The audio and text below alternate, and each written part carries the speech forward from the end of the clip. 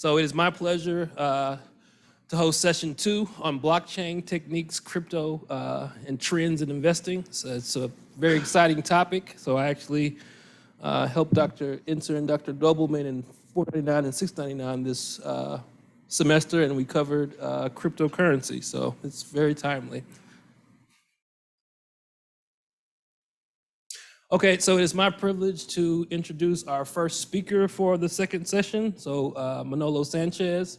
So he is actually virtual, so just like Dr. Keeves. So he has over 27 years of leadership experience in banking and finance, and he also has experience in education. So currently he is an adjunct professor. So since 2018, he's been an adjunct professor in management and operations at the Jones School of Business. So he teaches our course for blockchain and cryptocurrency. So I've heard great things about this course. So if you're a student and you have some free hours next semester, I strongly recommend you take his course. He also advises several fintech and blockchain startup companies. So if you have a startup idea, he's a great person to, in blockchain specifically, he's a great connection to make. So he founded the Adelante Ventures, and he's a founding advisor in Spring Labs. So presently he's on the board of directors for Fannie Mae and Steward Information Systems. From 2010 and 2017, he was the chairman of the board of directors for Compass Bank. Between 2018 and 2017, he was the president and CEO of Compass Bank. And between 2010 and 2017, he was a member of BBVA's Worldwide Executive Committee. So would you please give a round of applause and welcome Manolo. Well, thank you for the kind introduction. I'm gonna share my screen, and here we are. Sorry I couldn't be with you today. I live in West University. I'm a few blocks from where you are right now, but I got a visit by COVID-19. And so I am down with the virus. Fortunately, I have not been with symptoms in the past 2 days. Can you hear me okay? All right, just, but I think it's the right thing not to be there, plus the CDC guidance that I stay away from any interaction with other people for a few more days.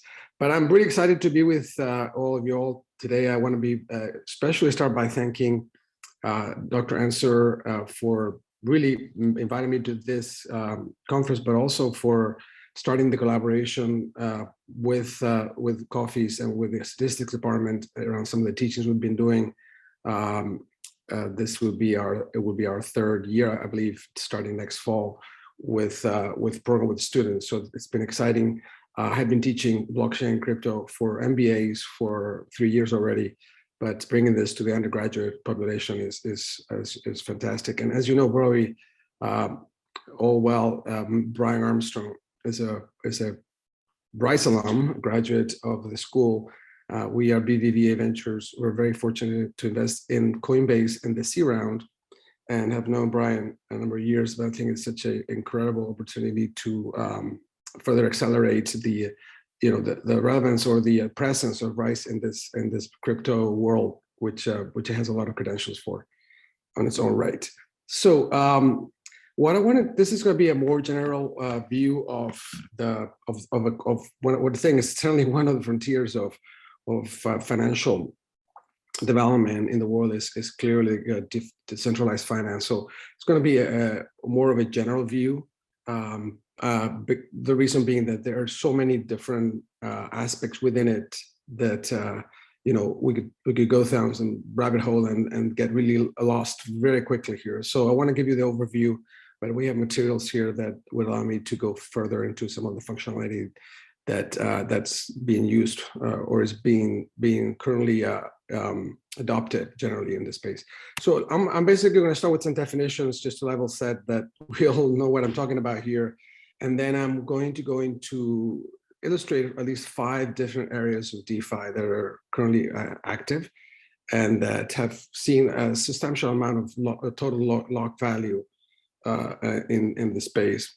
And also, I would be remiss if I didn't also recognize Kim Rath from Topol, who actually was who is a PhD from the Rice Statistics Department, and who actually is who introduced me to Dr. Hensler when I was teaching at the business school.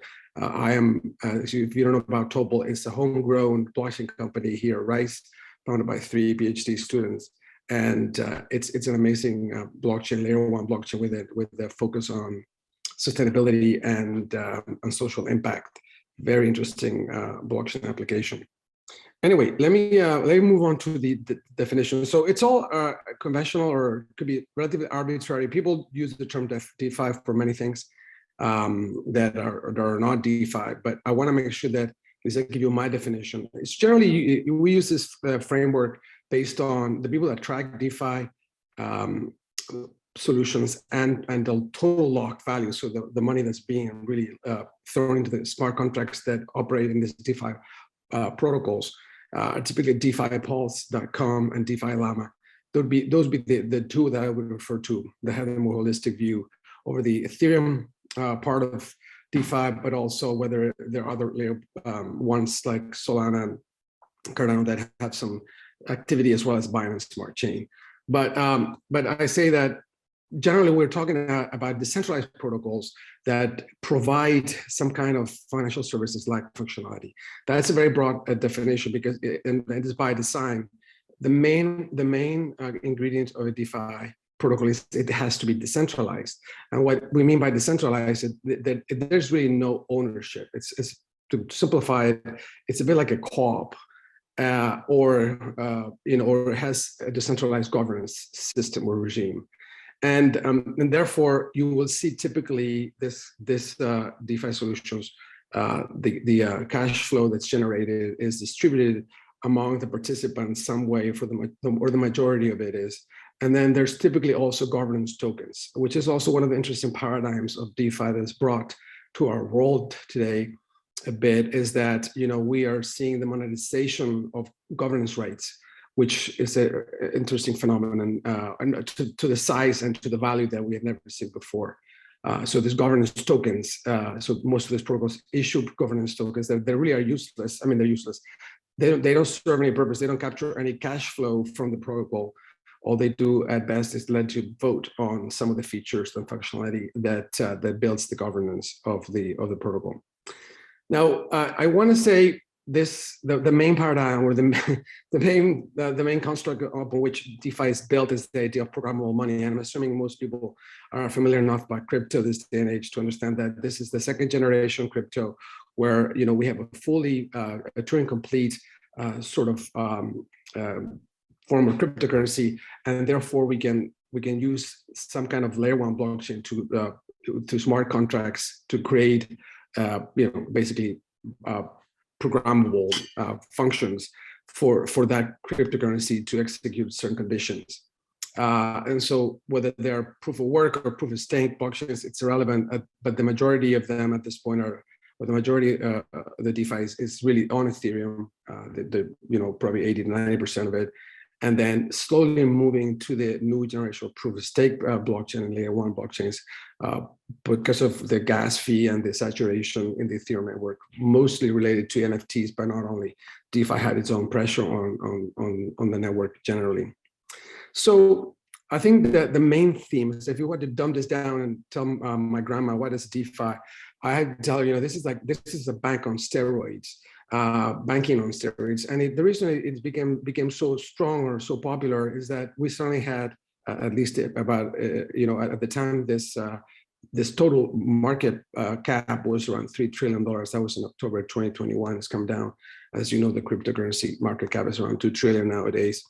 But it certainly made it necessary, or created the opportunity for a lot of developers and entrepreneurs to really allow for people to put their money to work, to keep it simple, right? This is the money of the internet.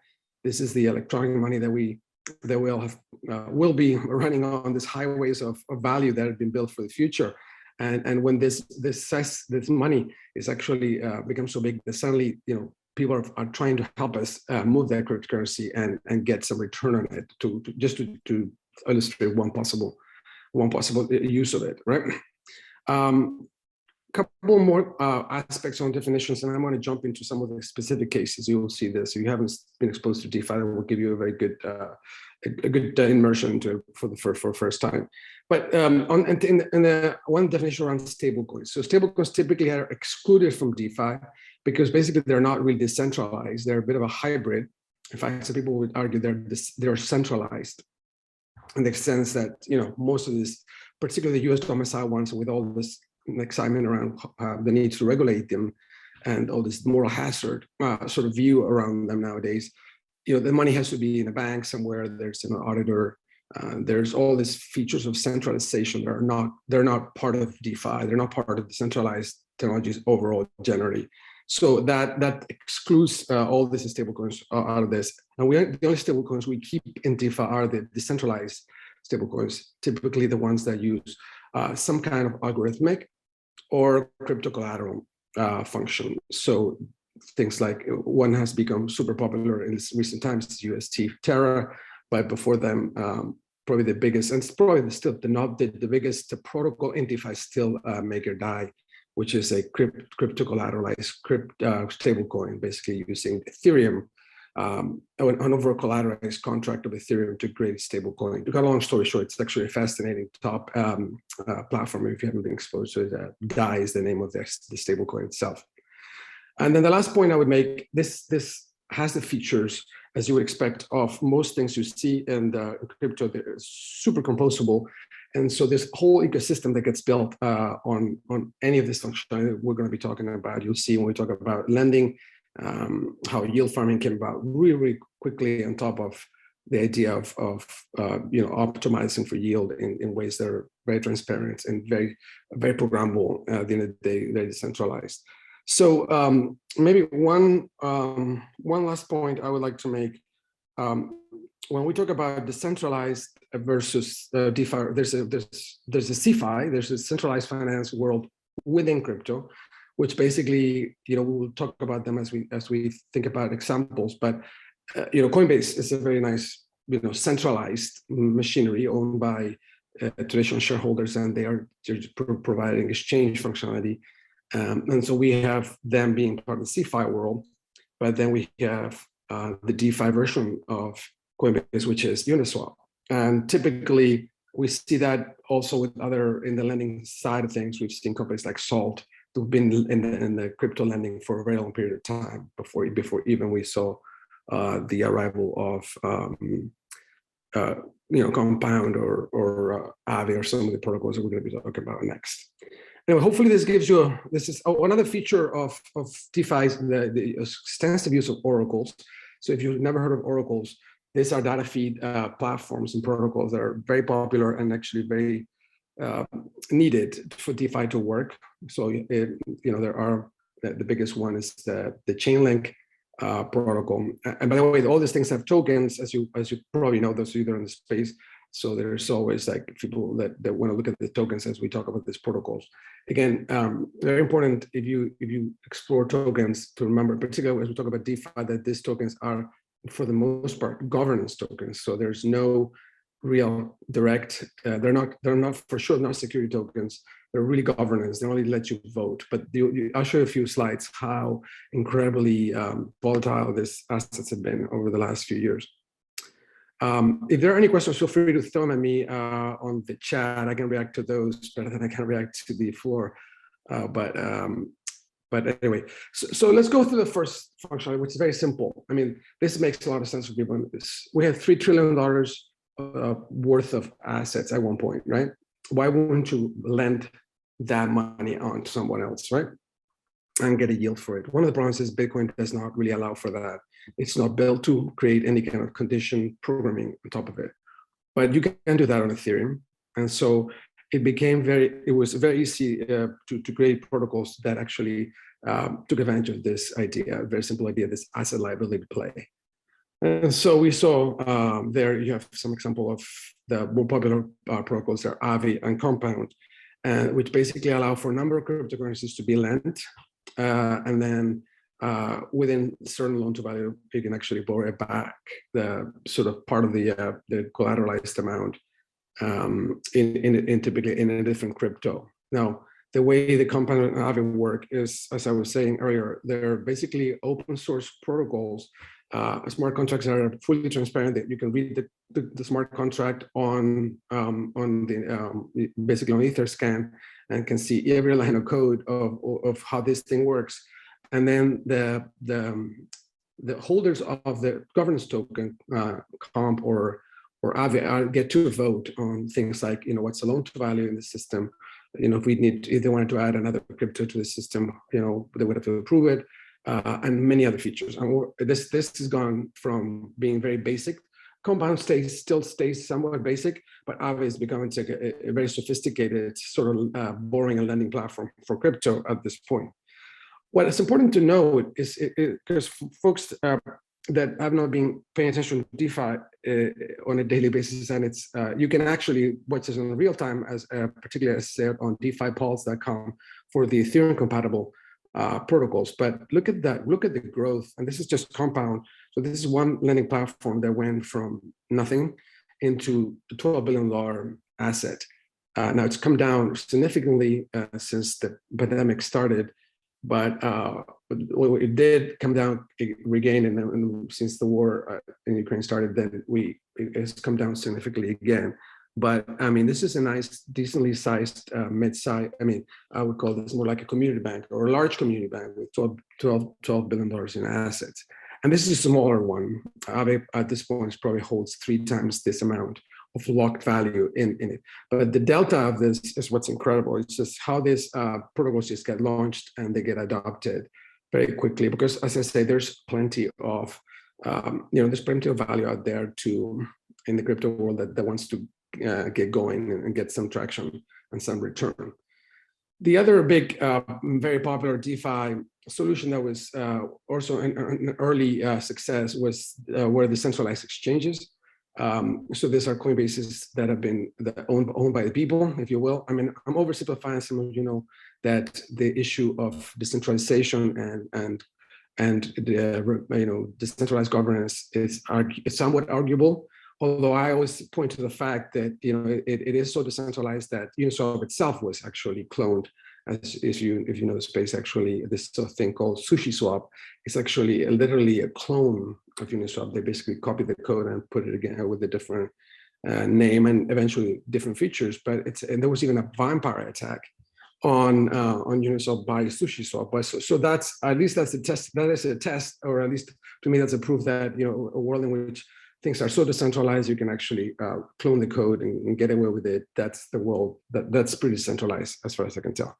But anyway, I think let me just elaborate a little bit here on, for those of you who haven't heard of it, DEX, or typically called DEX or DEXes, decentralized exchanges, what this is like.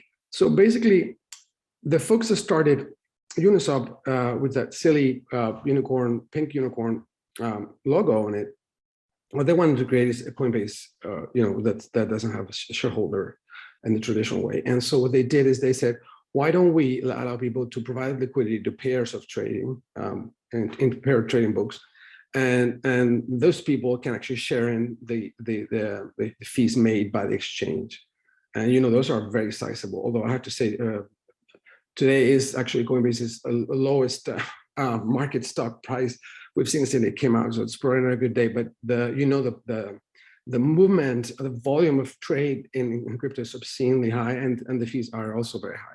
So this is actually a very profitable business. What's interesting is that the people at Uniswap said, why don't we, instead of the traditional order book that's used by centralized exchange, why don't we create something very simple? In this particular case, it's called an automated market making formula, which basically is that for any particular pair of crypto being traded, that liquidity pool is available for any pair of any value in the full continuum of the trading price between 2 particular assets. And again, the assets can be listed only based once the protocol decides to accept them to be traded. So that happens to that governance and voting process. But this is actually being very amazing, very interesting, and became super popular, particularly at a time when there's all this political undercurrents in the crypto world, and this libertarian views and this sort of uprisings like from the community all the time when there's a view that somehow, you know, there are some centralized powers that are rising. So Uniswap became maybe a symbol of that. Also, for a while, and I think I'll show you a slide later, the point around, you know, it became a proxy for Coinbase. When Coinbase wasn't publicly listed, there was really no way you could own part of a centralized exchange or an exchange function in the crypto world. And anyway, I think, you know, I don't know how many of you are familiar with this. We brought some of you, like typically in crypto audiences, there's people that are very advanced, others that are newer to the field. But I think, you know, this is actually one of the areas where, you know, there's been a lot of action. I was going to say,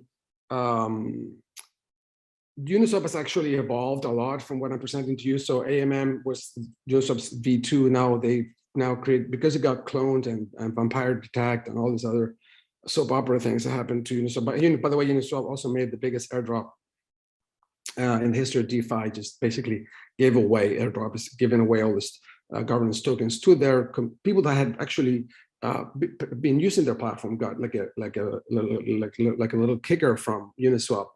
What's interesting, it was at the time worth several billions of dollars in terms of that airdrop. Now it probably has been, the value is cut into less than half of that. But also that sort of like giving back process created a lot of loyalty around this as well from participants. But because of that, all that phenomenon, Uniswap is now using a very different version of an AMM that actually has an AMM that you can actually limit your trading range, and so to be more capital efficient, and also a way to minimize your impermanent loss with some of this trading formulas they use. And they turn that position, that liquidity pool position, into an NFT, which is a unique token that then you own, and makes it very hard to clone at this point. You see, to get the gist of this is that out of the, you know, in 6 months, 7 months, these things are moving so fast that they are completely mutating into something completely different and reacting to the market forces they're subject to.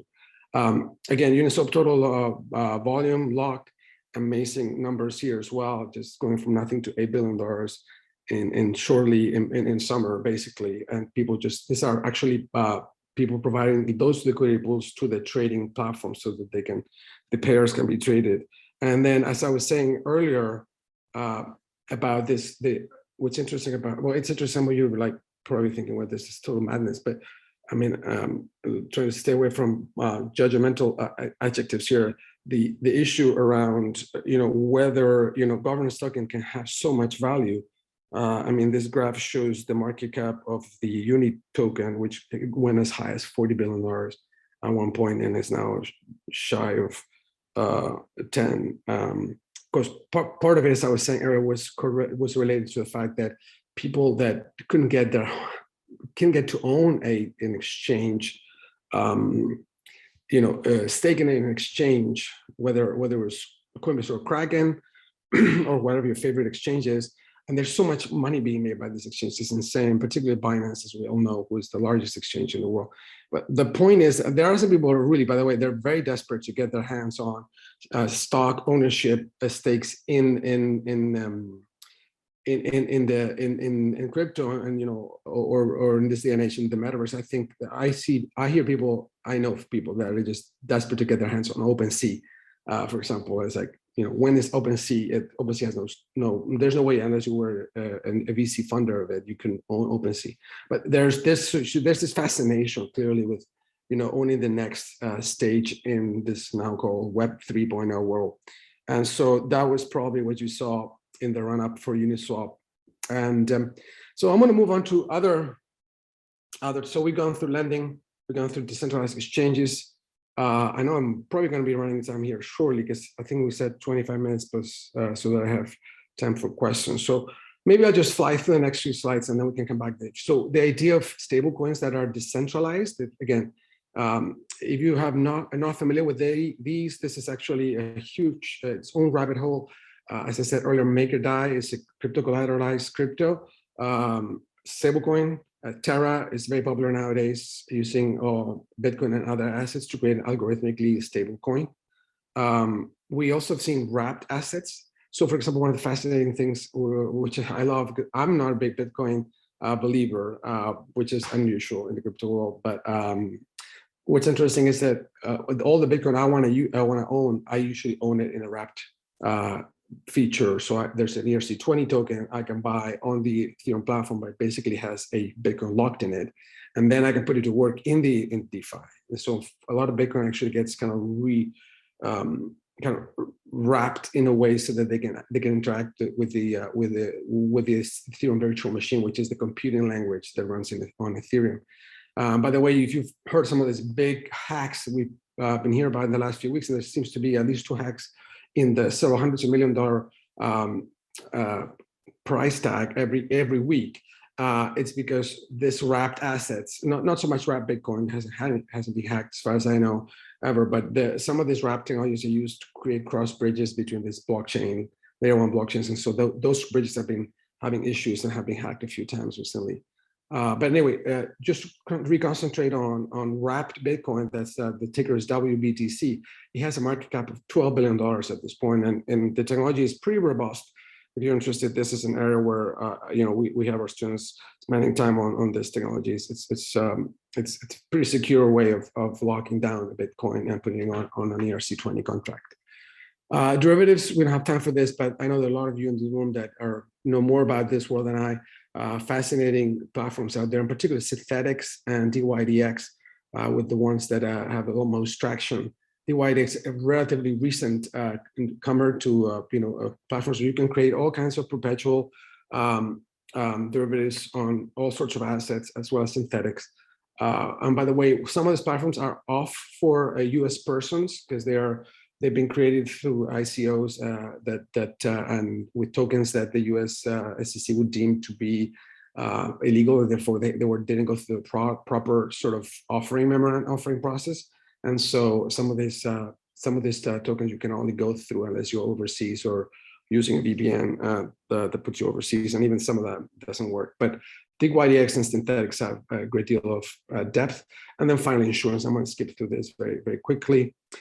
Payments as well. There's a lot of merchant platforms now that connecting the credit card rails into crypto. Particularly Flexa is a fascinating platform if you were interested in exploring something alongside that.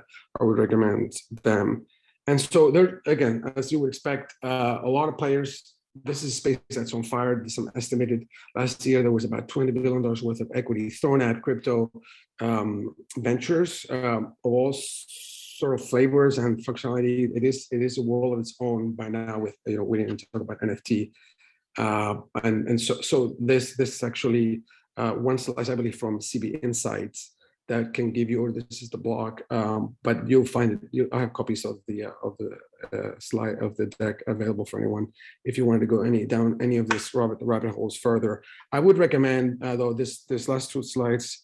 This is actually the total DeFiPulse.com total lock value. You see it peaked at around $110 billion in total lock value, which again, that's no longer a little small community bank, but more like a decently sized regional bank, be a top 20 bank in 25 maybe in the US. And then if you look at a broader sort of inventory, you want to go at DeFi Llama, which would include the non-Ethereum platforms, including Binance Smart Chain, as I said. And then you're looking at totals, much higher number. I'll leave you with the last slide here, which is around what is Web 3.0, and then everybody has their own definition of it. I mean, hopefully there should be only one definition, but to me at least, I think this is the one that illustrates more brutally what DeFi, how DeFi is really the next frontier of, at least from a consumer and some B2B as well, the vectors. It will become one of the main ways of moving money and play with money in the future. And this idea that Web 3.0 is all about connecting your wallet, right? So that is ultimately the if you don't have a MetaMask wallet and you're in this room today, listen to me, or any other unhosted wallet. So some of the if Coinbase is trying to imitate the unhosted wallet feature But the idea is that you can, the Web 3.0 is about deploying your money, your internal money, whether we don't need to talk about value, but what it actually is worth. But the idea is if you cannot connect your money to this, all these protocols and all the solutions, then you're still not in Web 3.0. Anyway, I'm going to stop there. This is also a publicity to our students that may want to take this course. It's actually when Dr. Ansana and I and my co-teacher, James Ammon, who's the CTO of Topol, started with this course.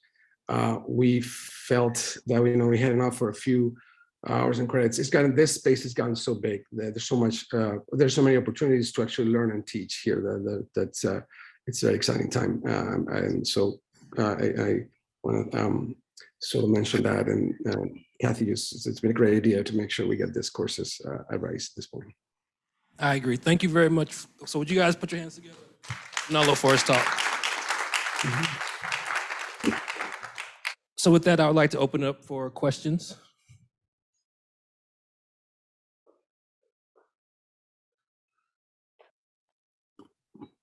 Hello. Hi, Manolo. This is Alexander from Baker. And good presentation. I have a quick question regarding the, and now the adoption is increasing. Have you know some of the hedge funds here in Texas that have investing on crypto, or what kind of, like a blockchain platform of mining or something like that? Thank you. Yeah, institutional investing in the space is somewhat nascent. There's some hedge funds doing it. In fact, there are some also, there are few and very few managers like set up for this asset class. And in fact, I think at least two of the speakers this morning from Morgan Stanley, you may know Zoe Cruz, who was the president of Morgan Stanley at one point, has a company called Madai, who has probably the closest thing to what you would describe as a index-like fund, and look at a manager's view of the space. So again, nascent, generally, as you know, no ETFs. It's still a space where making investments, getting some professional help for this is very surprisingly very little available of it, unless you go into like some of the major VC funds and like that. But thank you for the question, Alexander. Good seeing you. Thank you. So I actually have a question. So if you were skeptical at the beginning of blockchain and Bitcoin, what did you learn that changed your mind? Well, I think what's important to understand, in my view, this is how I like to share this with folks that come into our classes and with a high degree of skepticism, is that this is infrastructure. Think about it, and if you want to really dumb it down, these are highways for the money of the internet that have been built. They've been around for a while now, since 2008 in the case of Bitcoin. So they're very solid. They're, the idea of using decentralized ledger technology to ensure, that ability to own a digital asset, to be able to transfer it and not to be spent twice in the process of exchanging that unit of value, is however probabilistic it may be in this construct, it works and is being improved upon many rounds. So this is not the kind of thing that people like. Well, I can see that people are sympathetic to the argument. It's a Ponzi scheme. 6 Bitcoins are being issued every 10 minutes out of thin air. I get the heartburn around these things, but once it's built, and there's a demand for them, by the way, add all these concerns with all this printed money and the trillions of dollars of stimuli from during the pandemic. What we have really is something that looks more like the highway for value, that is exactly like the highway for information that we have grown to be addicted to on a regular basis. Like I see my own teenagers wake up in the morning with their phone in their hand and looking at all that information at them. So this is the highway for value coming next. Thank you very much. That was excellent response. So just in the sake of time, we're going to move on to our next speaker. We want to thank Manolo one more time. And if you guys have any questions, you can reach directly out to him. He's here at Rice.